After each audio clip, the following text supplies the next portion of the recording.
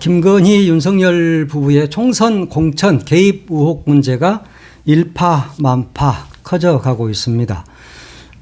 이 공천 개입 의혹과 관련된 김영선 전 의원 그리고 명태균 씨 사이에서 돈이 오간 정황이 드러나면서 그 파장은 더 커지고 있죠.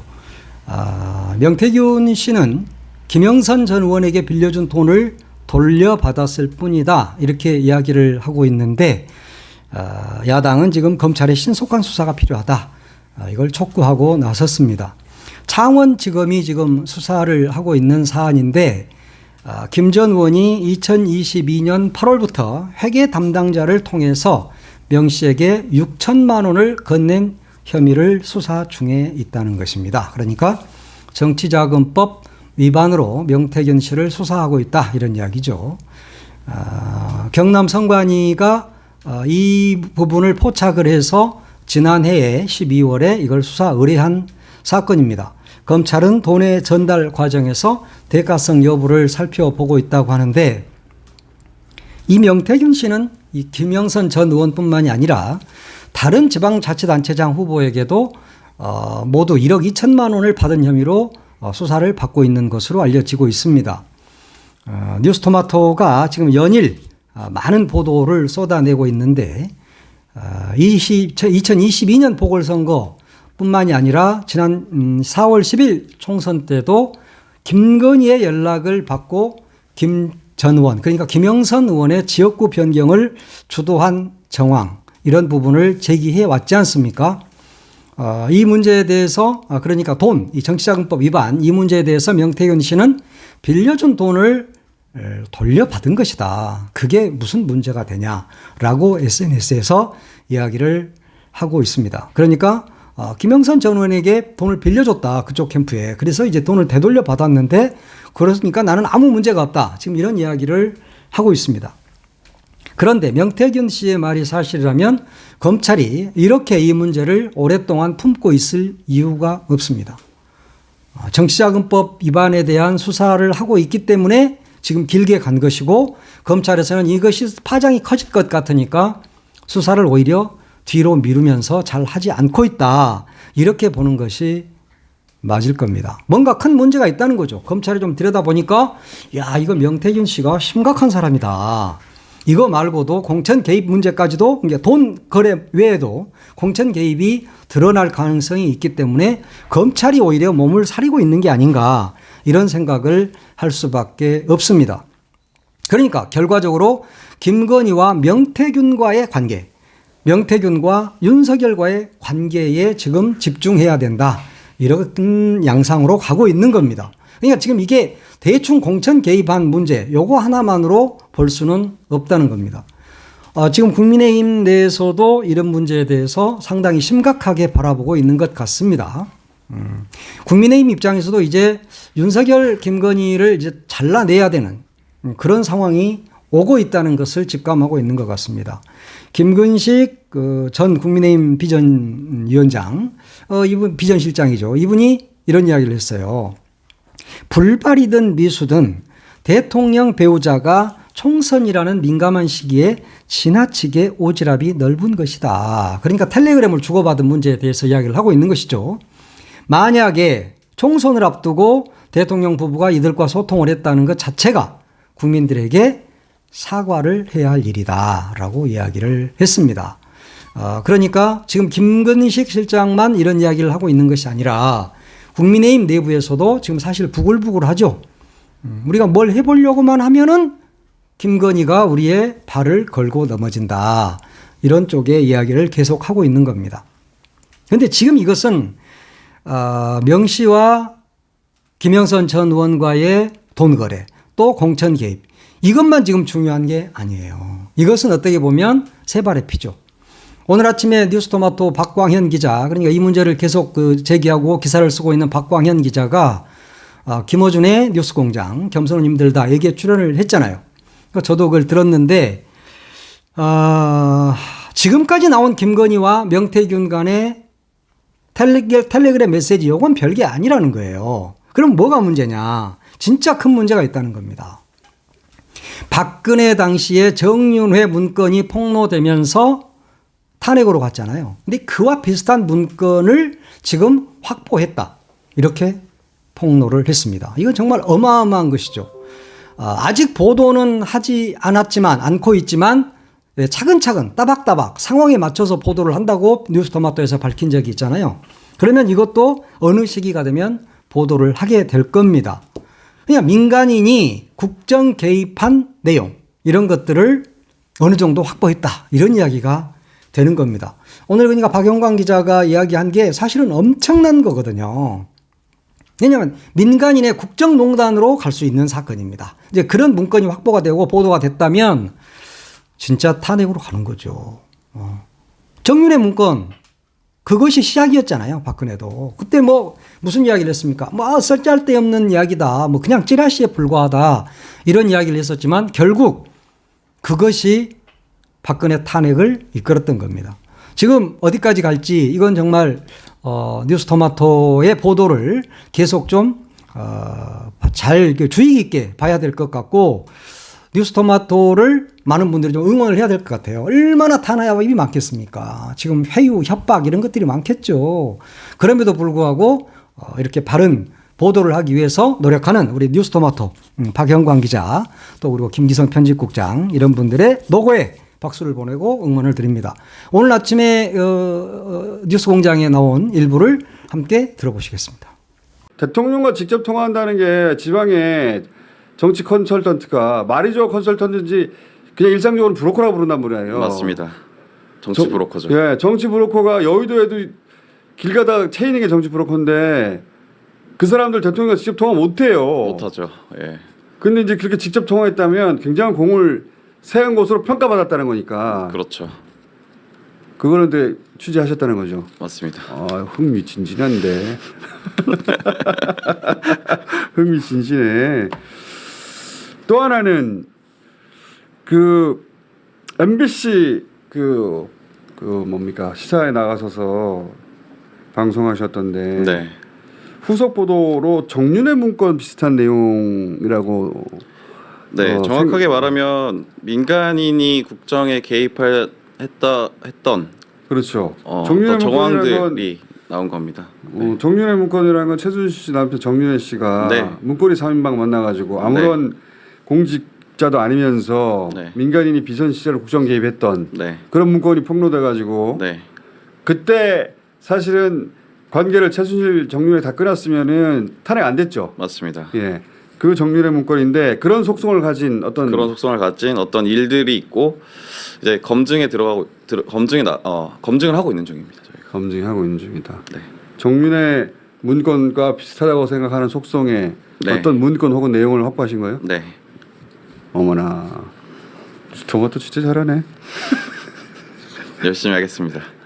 권한과 직책이 없는 누군가 국정에 개입했다는 건데 말하자면 맞습니다. 그런 취지인 거죠. 네. 그러면 그런 관례가 하나 있고 또 하나는 명태균은 누구인가 하는 관례가 하나 있고 네. 그다음에 그 과정에서 녹취록 혹은 텔레그램 캡처본 네. 이 정도 얘기하면 텔레그램 캡처본 별게 아니에요 지금. 사실 그렇게 됐죠. 예, 네. 그보다 훨씬 더한 직접 육성들이 등장한다고 하니까 아따 어디까지 갈지 모르겠는데 뉴스토마토 박형광 기자님 그리고 편집국장님이 여기 아주 올인하셨던데 보니까 본인이 직접 기사 쓰시고 그래서 힘들어 죽을 것 같습니다.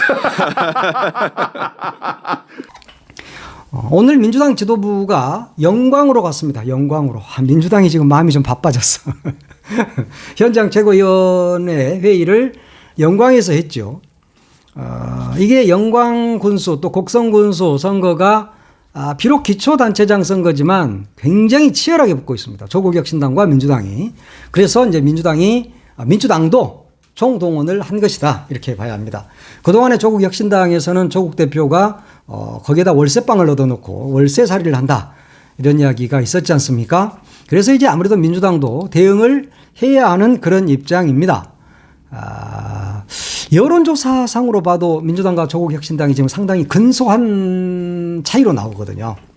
그러니까 민주당도 최선을 다해야 하고 조국혁신당도 최선을 다해야 하는 그런 선거입니다. 오늘 아침 현장 최고위원회 회의 굉장히 좀 뜨겁던데 여기서 박찬대 원내대표의 말을 들어보겠습니다. 법안과 조례, 예산이 뒷받침되어야 뭐라도 할 수 있습니다. 선거 막바지가 되면 후보들 공약은 다 비슷해집니다. 결국은 예산 확보를 실질적으로 누가 할 수 있느냐가 매우 중요합니다. 예산 확보는 도지사나 군수 힘만으로 하긴 어렵습니다. 바로 정당과 국회의원이 함께 나서야 합니다. 무소속이나 소수정당이 잘하겠습니까? 아니면 국회 과반 의석을 가진 정당이 예산 확보를 더 잘하겠습니까? 전남, 영광, 곡성의 발전을 위한 예산 확보를 가장 잘할 수 있는 능력과 의지가 확고한 정당은 바로 170명의 국회의원을 보유한 민주당 아닙니까? 맞습니다. 전남 도민 여러분께서는 그동안 민주당의 든든한 버팀목이 되어주셨습니다. 이제 170명의 민주당 국회의원들이 전남 도민의 든든한 버팀목이 되어 지역 발전을 위해 한몬처럼 뛰겠습니다. 전남 완도부터 장성까지, 영광군 염산면부터 흑농업까지, 곡성군 목사동면부터 옥과면까지 모든 지역이 골고루 발전하고 모든 주민이 행복하게 살 수 있도록 민주당이 있는 힘껏 지원하겠다는 약속 드립니다. 가장 중요한 게 예산 확보인데 누가 예산 확보를 잘할 수 있느냐라고 지금 박찬대 의원이 이야기를 하고 있고, 영광 곡성을 발전시킬 정당은 소수 정당이 아닌 거대 170석의 의석을 가진 민주당만이 할 수 있다. 그러니까 민주당을 지지해달라, 뭐 이런 이야기입니다. 민주당과 조국혁신당이 굉장히 치열해지고 있는데 선거가 이제 가까워 오면서 굉장히 거친 표현들을 주고받고 있습니다. 조국 대표 쪽에서 고인물은 썩는다, 뭐 이런 이야기를 하니까 박지원 의원이 호남은 고인물이 썩는 것이 아니다라고 이제 맞받아치면서, 또 김민석 수석 최고위원이 조국혁신당은 상한물이다, 뭐 이렇게 이야기를 하고 있지 않습니까? 조국혁신당과 민주당과 조국혁신당이 지난 총선에서는 지민 비조 이래서 상당히 이렇게 함께 협력하면서 선거를 했었는데, 전남에서 이번 선거가 있게 되면서 두 정당이 치열하게 붙는 좀 새로운 양상이 펼쳐지고 있습니다. 조국혁신당으로 간 장현 후보가 민주당에서 갑자기 탈당을 해서 그쪽으로 갔지 않습니까? 이제 그러면서 이렇게 좀 세게 붙게 된 거죠. 호남에서는 특히 전남, 광주 이쪽에서는 민주당의 텃밭 이래서 민주당 공천만 받으면 그동안에는 쭉 당선이 되어 왔는데, 이번 보궐선거는 좀 양상이 다른 것 같아요. 조국혁신당이 여론조사상으로 보면 굉장히 치열하게 맞붙고 있습니다. 좀 상당히 오르고 있죠. 이번 선거는 비록 작은 기초단체장 선거지만 총선 후에 호남의 민심을 엿볼 수 있는 그런 계기가 된다는 점에서 의미가 있는 선거입니다. 조국혁신당 입장에서는 그냥 비례대표만 지금 있는 정당이잖아요. 그런데 여기에서 호남에서 어떻게 호남이 조국혁신당에 어떤 지지를 보냈느냐에 따라서 조국혁신당의 미래가 달려있다, 이렇게 봐야 하지 않겠습니까? 그러니까 조국혁신당으로서는 최선을 다할 수밖에 없고, 거기에 또 민주당 역시 대응을 해야 되는 그런 상황인 것 같습니다. 얼마 전까지만 해도 영광에 이재명 대표가 간다는 이야기는 없었는데, 오늘 이재명 대표가 직접 영광으로 등판을 한 거잖아요. 그것은 이번 선거, 비록 작은 선거지만 여기에서 지게 되면 2년 후에 있게 될 지방선거, 여기에서 민주당의 승리만을 장담할 수는 없는 상황이죠. 그래서 좀 민주당이 많이 급해진 것 같은데요. 일단 이런 선거는 재보궐선거라는 게 특징이 있습니다. 투표율이 매우 낮죠. 투표율이 낮기 때문에 조직을 가진 정당이 어디냐, 좀 더 큰 조직을 누가 갖고 있느냐 하는 데서 선거는 판가름이 됩니다. 그럼 민주당은 호남 같은 경우는 거의 민주당 조직이라고 봐야 되거든요. 그러면 투표율이 낮은 상황에서 조직이 움직이게 되면 그 조직이 승리할 수밖에 없다. 이렇게 봐야 하는데 민주당이 방심하면 안 됩니다. 민심의 흐름은 누구도 모르는 겁니다. 조국혁신당과 민주당과 조국혁신당이 선의의 경쟁을 통해서 좋은 후보가 당선이 됐으면 좋겠고 또 여기에서 두 정당이 갈라지는 그런 계기가 돼서는 안 된다. 앞으로 지방선거도 그렇고 다음 대선도 그렇고 반드시 합심을 해서 저 무도한 윤석열 정권을 끝장내는 그런 두 정당의 아름다운 모습을 보고 싶습니다.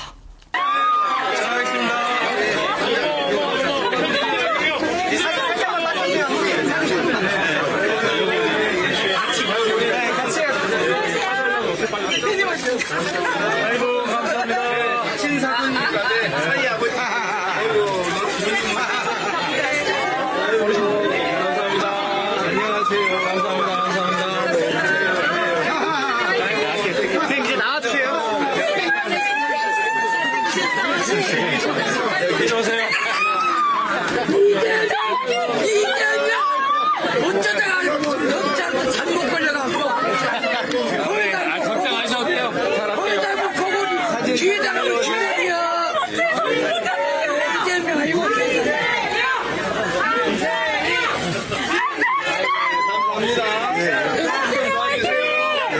앉으세요. 나오세요. 이재명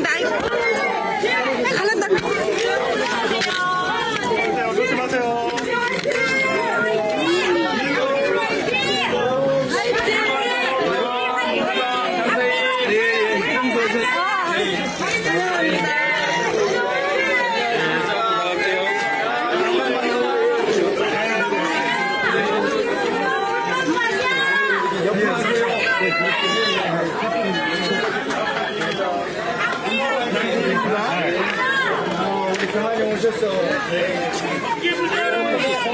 옆으로